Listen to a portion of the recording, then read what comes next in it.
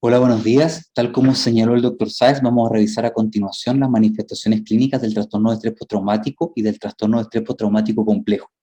Para comenzar, voy a partir por la definición de trauma de acuerdo a las consideraciones de ambos manuales de diagnóstico. Para el DCM-5, el trauma corresponde a la situación de exposición de forma real o como amenaza a muerte, lesiones físicas graves o agresión sexual.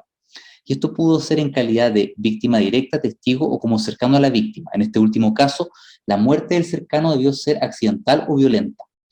Se incluye la exposición repetida a detalles repulsivos del suceso traumático, como por ejemplo la actividad que desarrollan los socorristas o los policías también que se ven expuestos a escenas violentas, y se excluye la exposición por imágenes a través de internet, televisión, cine, fotografías, a menos que sea en contexto de trabajo. Para el CI-11, el trauma corresponde a la exposición a un evento o serie de eventos en extremo amenazantes u horribles. Esto último es la traducción textual, pero uno lo pudiera traducir como horrorizante para entenderlo mejor. Como podemos ver, la diferencia entre ambos manuales de diagnóstico es que para el DCM-5 es más amplia la definición de trauma y considera que el afectado pudo haber estado también en calidad de testigo o de cercano a la víctima. Para el CI-11 no. Con relación a los criterios de diagnóstico para el DCM-5, debe estar primero presente el trauma, que ya lo definimos, la presencia también de síntomas intrusivos, de síntomas de reexperimentación, ¿verdad? Que también los vamos a revisar en detalle, tiene que haber al menos uno.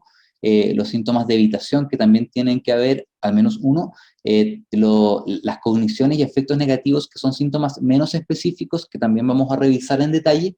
Alteraciones de la reactividad, que corresponden a estados de hiperalerta, que tienen que haber al menos dos, y la duración de este cuadro clínico tiene que ser mayor a un mes. Tiene que haber un malestar clínicamente significativo que comprometa distintas áreas como laboral, académica, interpersonal, familiar, social, etcétera, y tiene que haberse descartado el uso de sustancias y también una afección médica como causa de los síntomas. Los síntomas intrusivos que considera el DCM-5, tenemos primero recuerdos angustiosos y recurrentes relativos al trauma, pesadillas también con contenidos relacionados con el evento traumático, flashbacks que corresponden a reacciones disociativas o escenas retrospectivas, malestar psicológico intenso al reexponerse a símbolos asociados al evento traumático, y reacciones fisiológicas como pudieran ser la taquicardia o también la reacción vasovagal. Los síntomas de evitación que considera el DCM-5 son esfuerzos por evitar el recuerdo o pensamientos relacionados con el evento traumático, y también esfuerzos por evitar recordatorios externos que hagan que el paciente recuerde el evento traumático. Esto pudiera ser personas que me recuerden el evento, lugares, conversaciones, actividades, situaciones.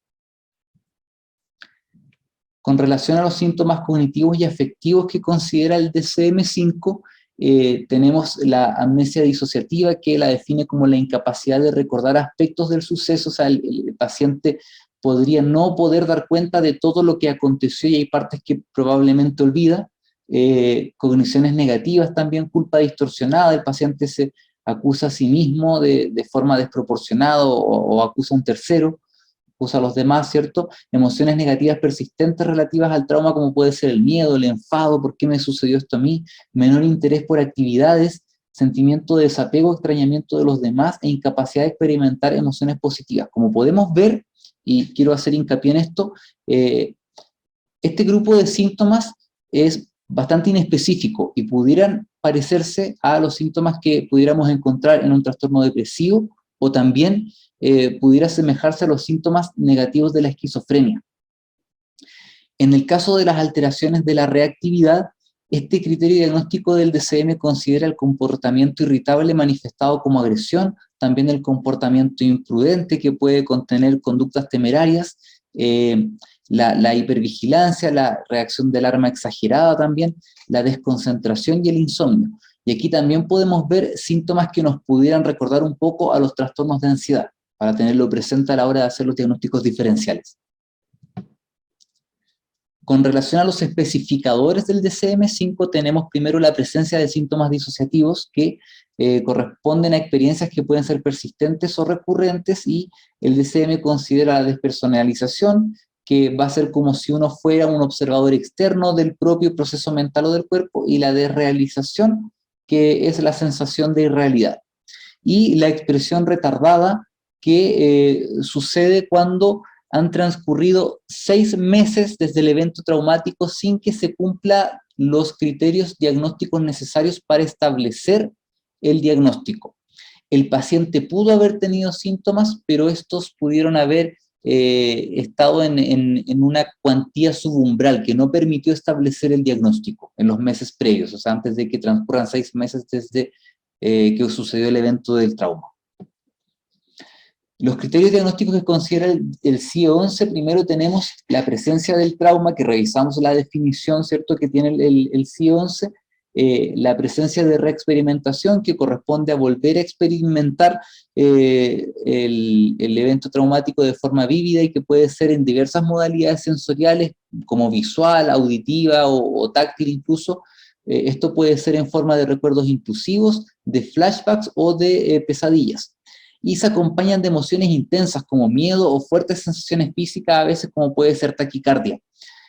También puede haber evitación, que esto es como el acto mental de evitar el pensamiento o el recuerdo o evitar actividades también o situaciones o personas que me hagan recordar el evento traumático. Y también sensación de amenaza, o sea, que este ítem reemplaza al constructo de estado de hiperalerta de antes y corresponde a una percepción persistente de amenaza actual y se manifiesta con hipervigilancia o con reacción de sobresalto ante estímulos, por ejemplo, ante un ruido. La duración debe ser de varias semanas, no establecen exactamente un número de semanas o un tiempo así definido con un número, y tiene que haber deterioro del funcionamiento a nivel personal, familiar, social, educativo, ocupacional o en otras áreas. Con relación al ítem de reexperimentación, para el CIE-11 el recuerdo intrusivo requiere que haya una reexperimentación en el presente, y esto para efectos de hacer la diferencia con un recuerdo intrusivo cualquiera que pudiera estar presente, por ejemplo, en la depresión. Y la reexperimentación puede darse también en forma de pesadillas o de flashbacks diurnos. Y con relación a los flashbacks, estos se caracterizan en un continuo, que puede ser como la absorción, desde la absorción total de la memoria traumática, o sea que el paciente pierde conciencia del entorno actual cuando está reexperimentando, hasta el otro extremo que es mucho más leve en cuanto a cómo lo vive el paciente, que el paciente tiene el recuerdo intrusivo vívido del evento, pero que pese a tener toda la repetición de sensaciones, el paciente no pierde el contacto con el entorno actual. Entonces los flashbacks se pueden dar como en este continuo, como más desconectado o menos desconectado del entorno actual. Y el grupo de síntomas de evitación es el mismo en el DSM-5 y en el CIE-11, sin embargo el conducto de hipervigilancia y hiperactivación se reemplaza en el CIE-11 por síntomas de hiperactivación. Y corresponden a la sensación de amenaza continua a pesar de que se trata de un evento pasado, pudiendo manifestarse por al menos uno de estos, que puede ser la hipervigilancia o la reacción exagerada de sobresalto. Con relación al concepto de trastorno de estrés postraumático complejo, este es un concepto relativamente reciente que fue introducido en el CIE-11 y un trastorno que puede desarrollarse tras la exposición a un evento o una serie de eventos, y es más común que se trate como de eventos prolongados o repetitivos de los cuales el paciente, para lo cual fue difícil escapar, como pudo ser la tortura, la esclavitud, la violencia intrafamiliar prolongada, el abuso sexual prolongado, las campañas de genocidio también. Entonces este va a ser un caso en el que el paciente cumple con los criterios de diagnóstico para el trastorno de estrés postraumático y se agregan las alteraciones de autoorganización. Estas corresponden a la desregulación del afecto, al autoconcepto negativo y a las alteraciones en las relaciones interpersonales, que las vamos a revisar también, estas alteraciones de la autoorganización en detalle. Con respecto a los precedentes del trastorno de estrés postraumático complejo, hay que decir que en el año 1992 Herman introdujo el concepto y lo usó para describir un síndrome experimentado típicamente por sobrevivientes de trauma repetido y prolongado que involucraba alteraciones de la regulación afectiva, la conciencia, la autopercepción y la relación con el perpetrador y con los demás. En el CIE-10 se habló de un cambio de personalidad duradero después de una experiencia catastrófica. Entonces se describían las alteraciones de la autoorganización resultantes de traumas múltiples, crónicos o repetidos, de los cuales es difícil o imposible escapar.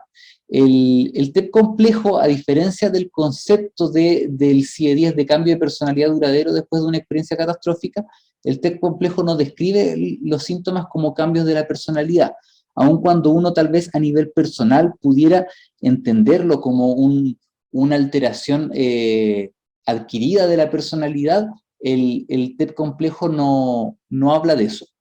Y en el apéndice del DSM-4 se habla del DESNOS, del trastorno de estrés extremo no especificado de otra manera, y que tuvo el problema de que era demasiado inespecífico porque tenía demasiados síntomas, o sea, se llegaron a operacionalizar 48 síntomas posibles. Y el TEP complejo apunta a la simplificación y a evitar la superposición de síntomas, como pudiera ser con trastornos como el trastorno de personalidad límite y el trastorno depresivo mayor. Entonces, para evitar esa superposición de síntomas, se simplificaron los criterios de diagnóstico en este constructo que es el TEP complejo. Y algo que tienen en común el TEP complejo con sus predecesores es los cambios duraderos de la autoorganización y la observación de que esto resultaría de traumas sostenidos o múltiples de los cuales es difícil escapar. Eso es lo que tiene en común el TEP con los constructos que le antecedieron. ¿Por qué no perduraron estos constructos que antecedieron al TEP complejo? Por dificultades prácticas. Primero, la gran cantidad de síntomas. Por ejemplo, vimos que en el DESNOS podían haber hasta 48 síntomas posibles, lo que le daba al trastorno una gran inespecificidad. También la superposición de síntomas con otros diagnósticos como el trastorno depresivo mayor y el trastorno de personalidad límite. También la falta de evidencia de que esos síndromes estén vinculados únicamente al trauma crónico y o repetido. Y la incertidumbre acerca de si corresponden a una forma de TEP más compleja o si se trata de un trastorno comórbido con el TEP. Por ejemplo, que haya aspectos caracterológicos que estén presentes y que no los estamos viendo en realidad. Y las tres diferencias cruciales del TEP complejo con sus antecesores, que el TEP complejo requiere necesariamente de los síntomas característicos del TEP para poder establecer el diagnóstico, o sea, que esté en la reexperimentación, la evitación y la sensación de amenaza. Y el establecimiento del diagnóstico se basa en el perfil de síntomas, no en el tipo de trauma, independiente de que sea habitual hablar como de trauma sostenido y repetido, no es este un criterio necesario para que se tenga que establecer este diagnóstico, o sea, puede no estar esa característica en el trauma. Y el deterioro funcional se identifica explícitamente como un requisito diagnóstico. Entre las características del TEP complejo, tenemos que los estresores son típicamente de naturaleza interpersonal. En lugar de catástrofes naturales o accidentes como puede suceder en el trauma, en el trastorno de estrés postraumático, en el trastorno de estrés postraumático complejo suele haber historia de maltrato humano. También tenemos que hay un desarrollo de creencias persistentes sobre sí mismo, por eso es que en los antecesores del TEP complejo incluso se habló como de posiblemente un cambio a nivel de la personalidad, un cambio duradero.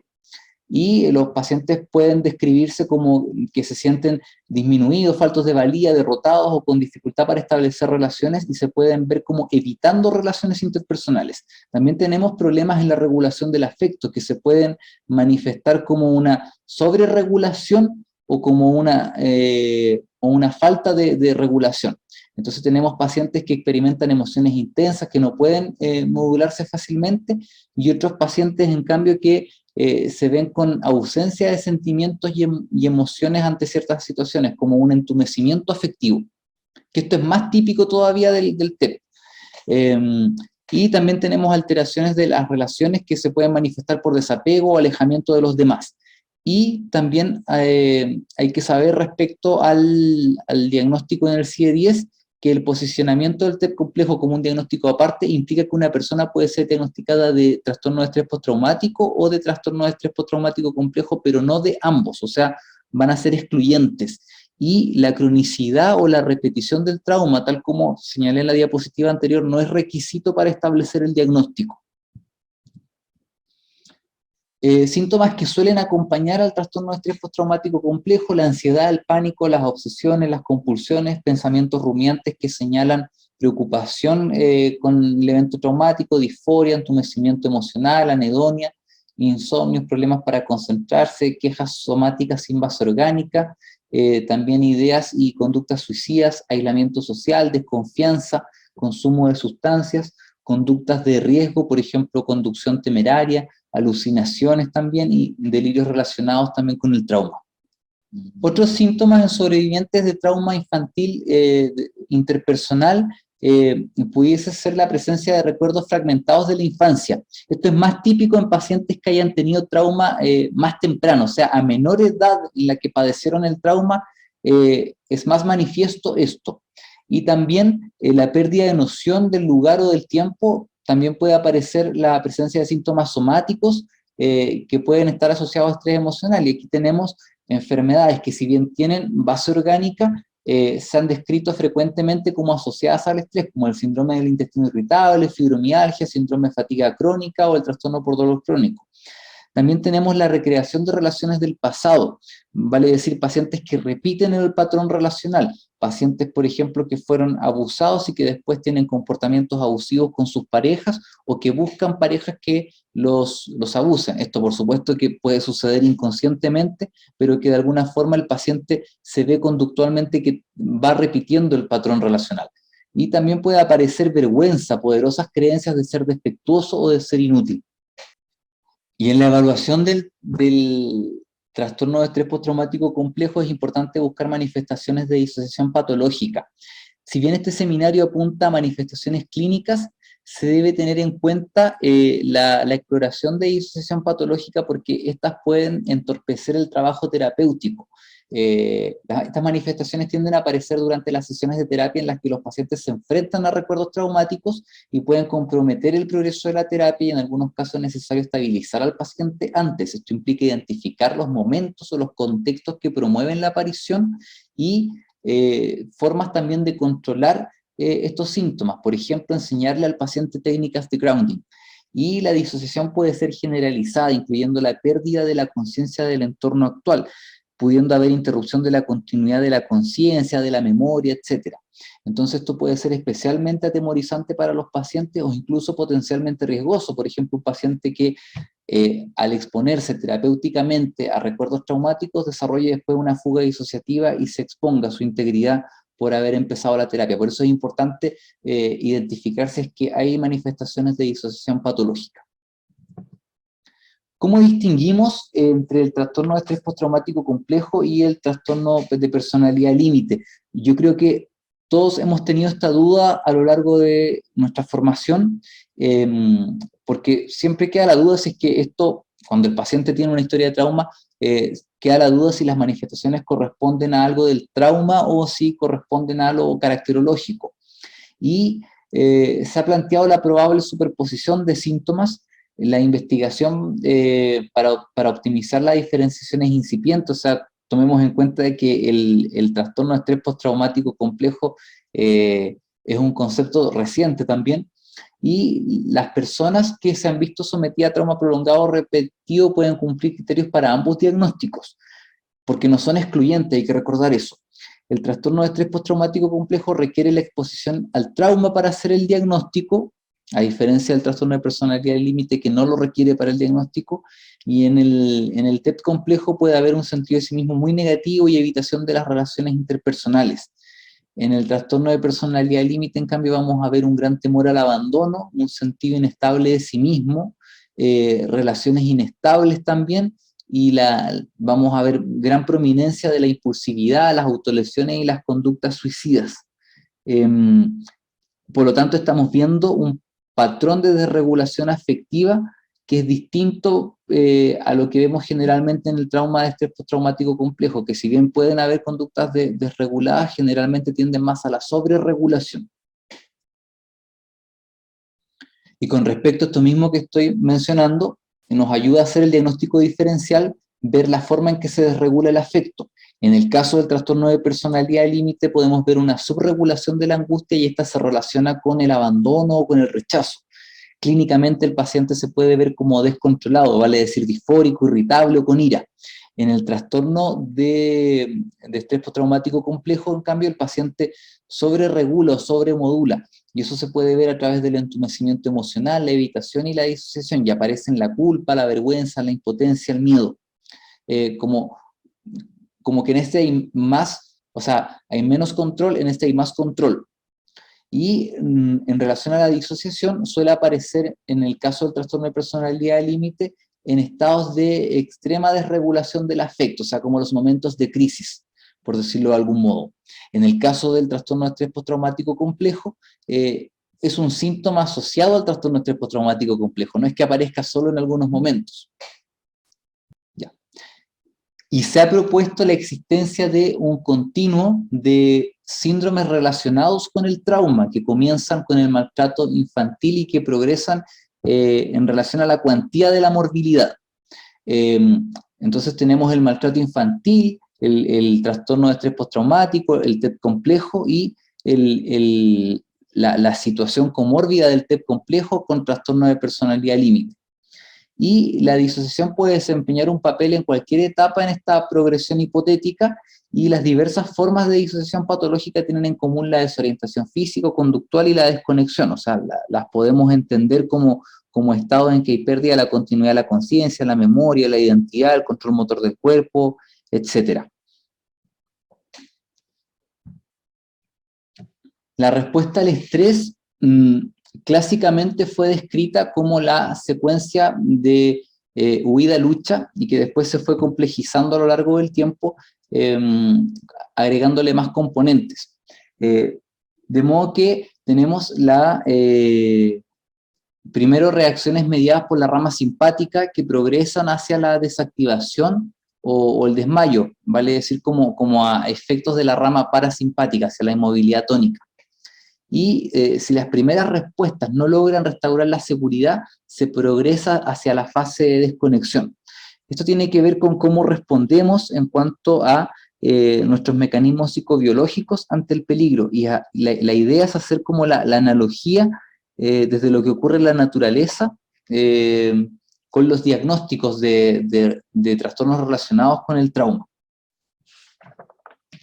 De este modo, tenemos que el trastorno de estrés postraumático involucraría respuestas consistentes con el congelamiento. Esto de acuerdo a una forma más compleja de ver este modelo, ¿cierto? El modelo de las 6F.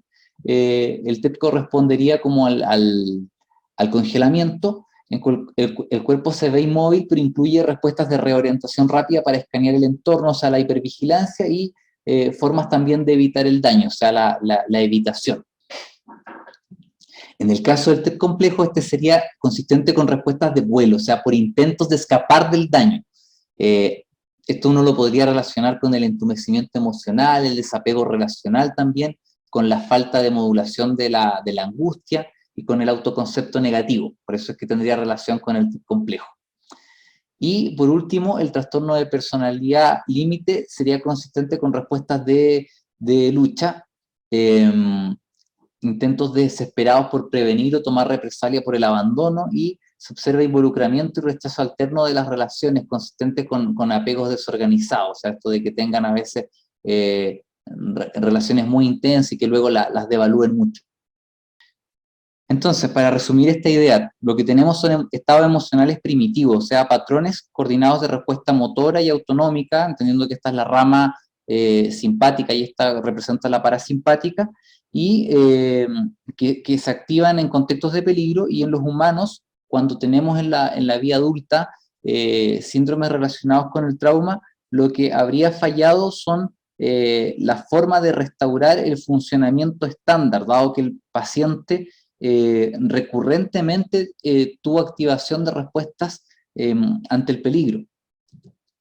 Y en resumen, los trastornos de estrés postraumático emergen de experiencias de amenazas abrumadoras que interfirieron con los procesos de integración normal de la sensación, emoción, cognición y la memoria, y la secuencia de la reactividad refleja, vale decir, el modelo de las 6F, permite responder ante las amenazas, ¿cierto? Pero cuando la respuesta peritraumática estuvo frecuentemente situada como próximamente a la parte parasimpática, aparecerán respuestas disociativas ante las nuevas amenazas o ante la estimulación de la memoria traumática. Y por último, las conclusiones. Primero, la relevancia de síntomas tales como la reexperimentación, la evitación y las alteraciones de la reactividad. Esto considerando la inespecificidad de los otros síntomas.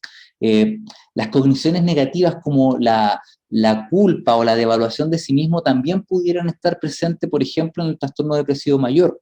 O síntomas afectivos como el afecto embotado también pudieran estar presentes entre los síntomas negativos de la esquizofrenia. Por eso me parece relevante mencionar la importancia de síntomas como estos. Y el rol del trauma repetido o prolongado en el TEP complejo, porque el trauma forma parte de los criterios diagnósticos, pero no necesariamente tiene que tratarse de un trauma repetido o prolongado para efectos de establecer el diagnóstico de TEP complejo. Aunque suele describirse este tipo de trauma en la literatura, no es requisito diagnóstico, y suele tratarse de estresores interpersonales. También destacar la relevancia de reconocer la disociación patológica para fines terapéuticos. En el caso que aparezcan síntomas disociativos patológicos, pudieran entorpecer los propósitos de la terapia. Y también destacar la posible superposición de síntomas entre el TEP complejo y el trastorno de personalidad límite. Para efectos del diagnóstico diferencial, es importante recordar primero el rol del trauma, o sea, para uno de estos trastornos es requisito diagnóstico, para el otro no. También el sentido de sí mismo. En el caso del TEP complejo hay un sentido que suele ser más estable, un autoconcepto negativo y también puede haber vergüenza. En el caso del trastorno límite, el sentido del self es inestable. Y las relaciones interpersonales también. Las personas con trauma suelen evitar el involucramiento, se les ve más desapegados, ¿cierto? Y en el caso de los trastornos de personalidad límite, las relaciones son inestables, pueden alcanzar gran intensidad en el vínculo y están teñidas por gran temor al abandono y por el temor al rechazo. La forma también de la desregulación afectiva. En el caso del trauma, puede haber una sobreregulación, un entumecimiento emocional o un afecto que se ve como muy embotado. En el caso del trastorno de personalidad límite puede aparecer ira, en especial al percibir un eventual rechazo o abandono, puede haber como más descontrol desde lo que se ve clínicamente. El tono hedónico, en el caso del TEP complejo puede haber incapacidad para sentir emociones positivas o desinterés por actividades. En el caso del trastorno de personalidad límite, en el tono hedónico puede haber inestabilidad, o sea, llegando a tener como mucho ánimo por realizar actividades y en otros momentos rápidamente cambiar a un escaso ánimo. Y la prominencia de síntomas tales como la impulsividad, las autolesiones y las conductas suicidas, ¿cierto? Que son mucho más prominentes en el trastorno de personalidad límite. Muchas gracias. Muy bien, muy bien. Precisa, concisa, así que me gustó harto, Javier. Ya, esto es un tema súper interesante, ya, porque el tema del trauma y el trauma complejo es relativamente nuevo, o sea, la gente ha experimentado traumas complejos siempre, pero me refiero a que la conceptualización es relativamente nueva y además tal vez les podría sumar que ha habido mucha resistencia a la aplicación de esto, ¿ya? Resistencias que parten en un comienzo desde lo que involucra el mismo estrés postraumático y en el fondo la atribución de culpa. Recordemos de que esto, no sé si recuerdan cómo se llamaba originalmente, pero desde el corazón de soldado, la neurosis de guerra, a la neurosis de renta, francamente. En el fondo, pensando un poco como la resistencia a nivel estatal que había para poder compensar a la gente que los mandaban a la guerra finalmente, que recordemos que los principales estudios inicialmente estaban circunscritos a las circunstancias de guerra, ¿ya?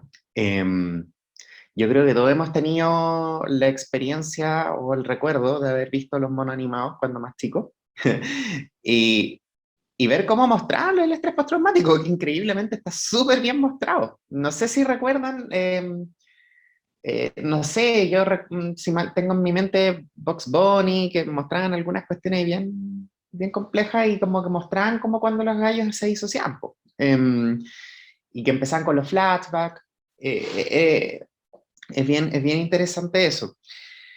Entonces, em, inicialmente costó por un tema medio político-económico, pero después empezó a costar porque em, como que finalmente se fue expandiendo muchísimo el tema de cómo el abordaje del trauma, al punto tal de que después cuando se empezó a vincular otro tipo de trastornos ya como ligados más de la línea disociativa, francamente, históricamente disociativos, y el vínculo con el trauma, con el trauma sobre todo con el abuso, em, hizo que pasáramos de esta expansión como entusiasta inicial hasta básicamente como la duda. O sea, como me refiero a la duda en el sentido de no puede ser tanto, no puede ser tanto. Y, y, y el no puede ser tanto ha llevado incluso... A ver, ¿me escuchan? ¿Sí? Sí, ya, Sí, perdón, es que me te había escucho. aparecido, no sé qué me había aparecido, ya. Entonces, no puede ser tanto porque, es más, uno puede leer algunos libros, lamentablemente no tan antiguos, que dicen así más o menos literal, es tanto que se pone en duda que sea tanto, porque es demasiado. Eh, Obviamente eso es un argumento súper tautológico y como poco válido, pero en el fondo... yo creo, me imagino, bueno, justo acá está la Fran, así que yo creo que puede dar fe directa de esto. Bastante tiempo se cuestionó, por ejemplo, el nivel más extremo de las consecuencias del trauma sostenido, terrible, interpersonal, como el trastorno de identidad disociativo, y que mucho tiempo se cuestionó la existencia, incluso se atribuyó a que casi que curiosamente esto se veía en Estados Unidos nomás. Y como casi que era un diagnóstico gringo y que el resto, y que habían así como niveles desproporcionados de trastorno de identidad disociativa en Estados Unidos versus otras partes del mundo. Bueno, les cuento que eso no es verdad. Eh, sí, pasó que en la década de los 80, sobre todo, hubo un boom del tema del trastorno de identidad disociativo. Recordemos un poco mirando la historia de la psiquiatría, donde han habido distintos momentos de la vida en donde se han puesto de moda o han estado como bien eh, predominantes algunos tipos de enfermedades. En algún momento fue la esquizofrenia, después fue la bipolaridad, después fue el trauma. Y así, ¿no? Recordemos que la psiquiatría igual es un poquito pendular en cierto sentido histórico. Y se cuestionó bastante, y de hecho se cuestionó bastante también porque empezaron a aparecer muchos casos de trastornos de identidad disociativo en pacientes que eran, por ejemplo, asesinos seriales.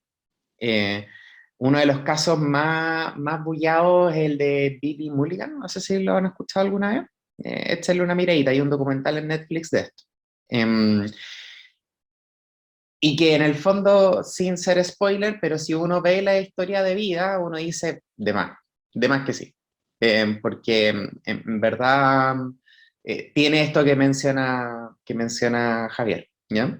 Entonces, les hablo un poquito de esto porque todavía van a ver que, claro, en el caso nuestro, por la formación que nosotros les estamos entregando a ustedes, eh, ustedes están bien embebidos en lo que es el tema del trauma y las secuelas del trauma, pero eso no es en todos lados, ¿ya? Y se van a dar cuenta, bueno, yo este año mismo miré una discusión que se hizo, no me acuerdo dónde, en uno de las revistas famosas, así como, pucha, no recuerdo en estos momentos, pero famosas, en donde todavía habían cuestionamientos a cómo la influencia del trauma sobre cuadros del tipo estrés postraumático complejo y del tipo trastornos disociativos en general, ¿ya? Así que es una... Nosotros obviamente abogamos porque sí adscribimos a esto, pero quiero que sepan también de que aunque no, aunque no es tan comprensible por la evidencia, pero todavía hay cuestionamientos a esto, ¿ya? Em, es interesante, creo yo, también otro detalle, y les mencioné esto con Suqué, el tema de la tendencia histórica a los diagnósticos, porque el estrés postraumático complejo en otros momentos de la historia pasó, ha pasado por varios nombres, ¿ya?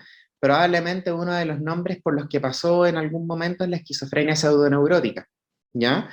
Y eso igual es relevante, porque estos pacientes, recuerden de que el tema como en algún momento de la psicosis y las neurosis, ¿ya? Recuerden de que el TPL en algún momento el nombre por ahí viene, como un cuadro límite entre las neurosis y la psicosis, ¿ya? Probablemente dentro de esos grupos originales descritos de pacientes, efectivamente habían algunos que se comportaban a la mitad, ¿ya? Y si nos ponemos a pensar históricamente en los criterios más laxos para el diagnóstico de esquizofrenia, antiguamente, por ejemplo, cuando en algún momento se ocupaban los criterios bloilerianos, eh, piensen, o de frente después los criterios de Schneider, ¿cierto? Piensen que en algún momento pasamos de Bloiler, que hacía el diagnóstico de como, que donde la alteración de las asociaciones, ¿cierto? Recordemos eso, el autismo, ¿ya? Si nosotros vemos el estrés postraumático complejo, como menciona Javier, nos vamos a dar cuenta de que podría efectivamente algunos pacientes súper graves verse así, verse replegados hacia sí mismos, con pérdida del interés de las relaciones interpersonales, con un desapego, con fragmentación de las funciones psíquicas en base a la disociación, con incluso momentos donde se pueden psicotizar en contexto de estrés. Entonces, claro, son pacientes que se psicotizan, estábamos todos de acuerdo de la inespecificidad de los síntomas psicóticos, sin embargo, cuando vuelven al basal, vuelven a un basal de desapego, de dificultad en las relaciones interpersonales, y un montón de cosas que cuando los criterios eran más laxos, claro que se parecían a la esquizofrenia.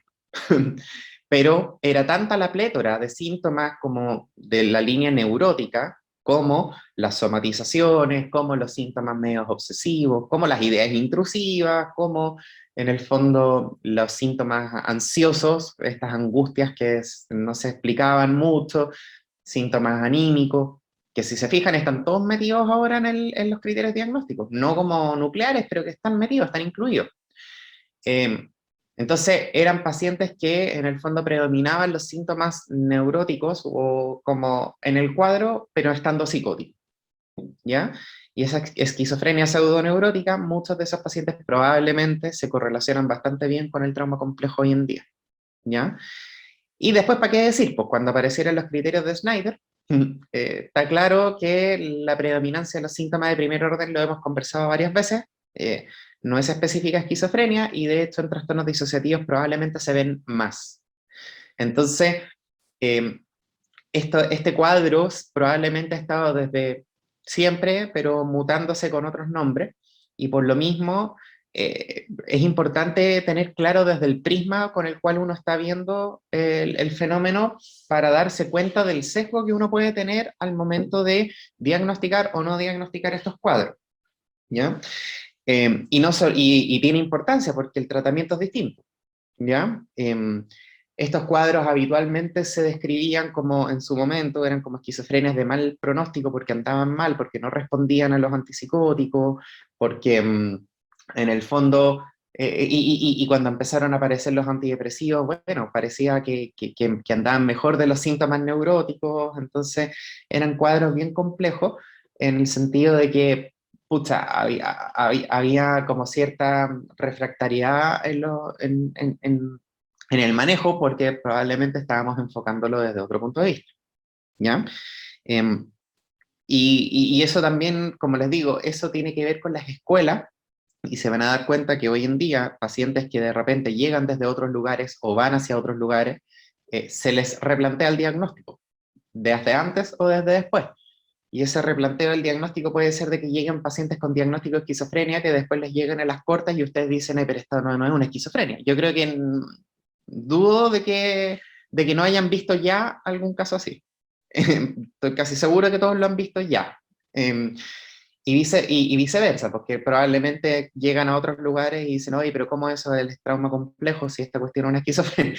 Entonces, es importante entender esas diferencias, ¿ya? Y las otras diferencias de escuelas también probablemente es como la predominancia de lo que es la personalidad versus lo del trauma. Yo recuerdo en su momento, cuando recién estaba estudiando, que la discusión ya no estaba centrada en si esto era esquizofrenia o estrés postraumático complejo, obviamente, porque eso fue hace muchos años atrás, pero sí de la discusión importante entre si estamos sobreatribuyendo consecuencias del trauma y cuadros muy específicos cuando en realidad tal vez eran trastornos de personalidad grave.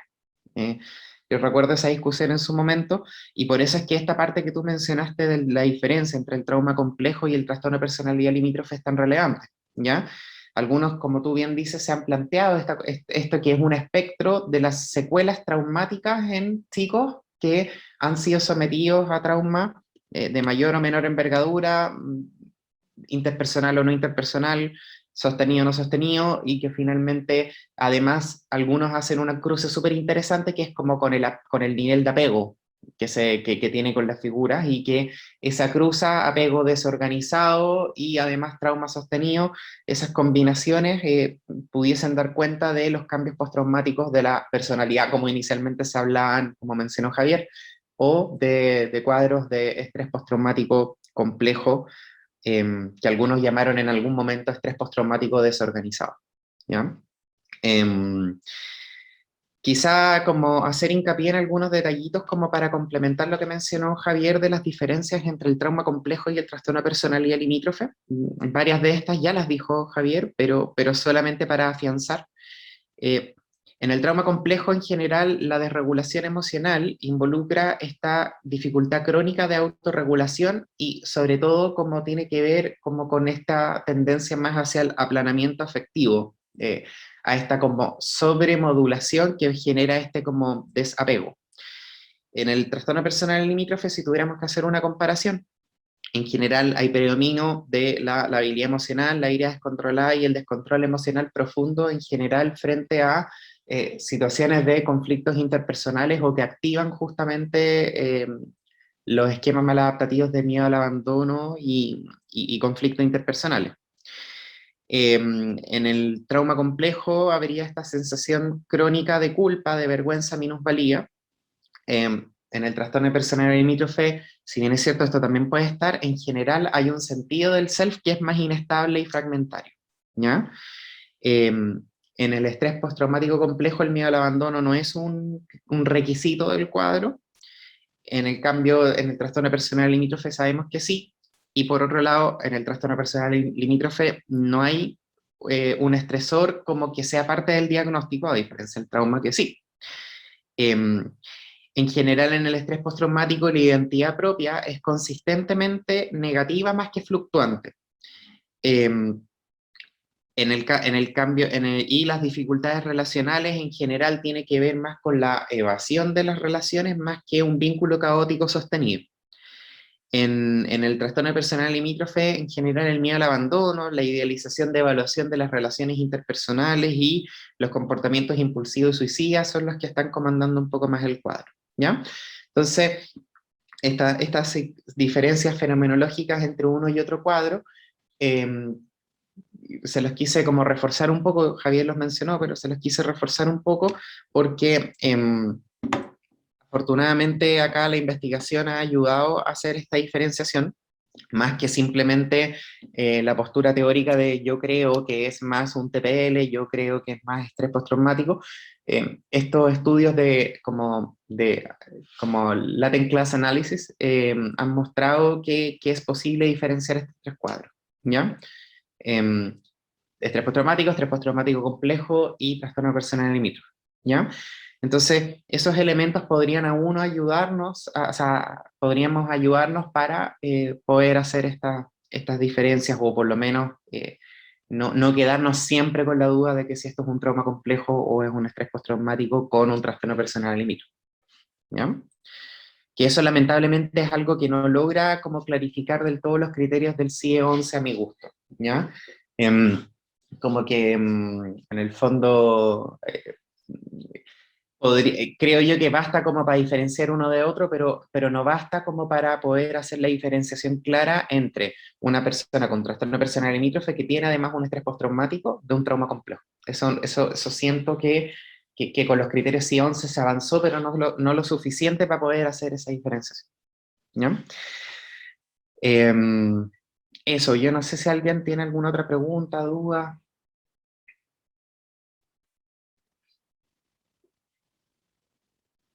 ¿No? ¿Clarito? ¿Se los hemos introducido suficiente a lo largo de estos meses como para que lo tengan claro? Es que también en un seminario anterior habíamos revisado la psicosis disociativa y ahí habíamos visto un poco como del funcionamiento del trauma, pero desde la mirada estructural de Van der Haar. Exactamente. Y ahora como que lo complementamos con esto, entonces como que hemos ido avanzando igual en eso.